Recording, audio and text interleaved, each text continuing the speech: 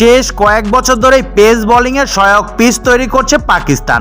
দেশটিতে প্রতিভাবান ফাস্ট বোলারের অভাব নেই, তাদের কথা মাথায় রেখেই তৈরি করা হচ্ছে পিচ।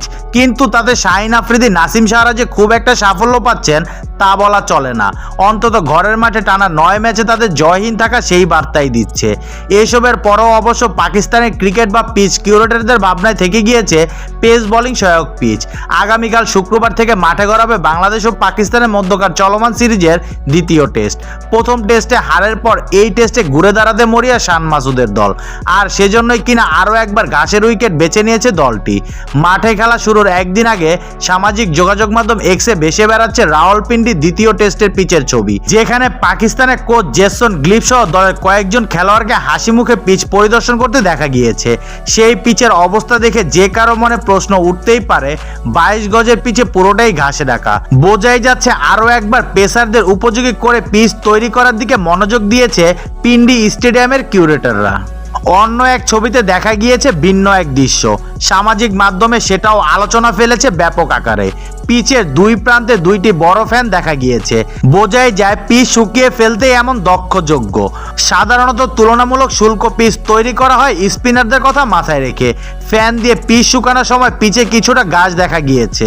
পিচে দৃশ্যমান কোনো ফাটল নেই, রাওয়ালপিন্ডিতে আকাশে মেঘ নেই খুব একটা। সবকিছু মিলিয়ে পাকিস্তানের প্রচেষ্টা স্পষ্ট। পেস সহায়ক পিচ থেকেও স্পিনারদের কিছুটা সুবিধা করে দিতে চায় তারা। অবস্থা থেকে সহজেই অনুমেয় এই ম্যাচে ফিরতে পারেন বিশেষজ্ঞ স্পিনার আবরার আহমেদ।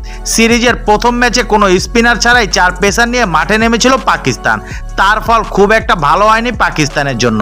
ব্যাপক সমালোচনার মুখে স্কোয়াডে ফেরানো হয়েছে লেগ স্পিনার আবরার আহমেদকে। স্পিন অলরাউন্ডার কামরান গুলামও আছেন দ্বিতীয় টেস্টের স্কোয়াডে। ধারণা করা হচ্ছে 2 কিংবা 3 পরিবর্তন নিয়ে মাঠে নামবে পাকিস্তান। আর সেই লক্ষ্যে হয়তো ঘাসের উইকেটে আর্দ্রতা কমানোর সর্বোচ্চ চেষ্টা চালাচ্ছে পাকিস্তান। অবশ্য এমন পিচের সুবিধা নিতে বাংলাদেশও মুখিয়ে থাকবে নিশ্চিতভাবে।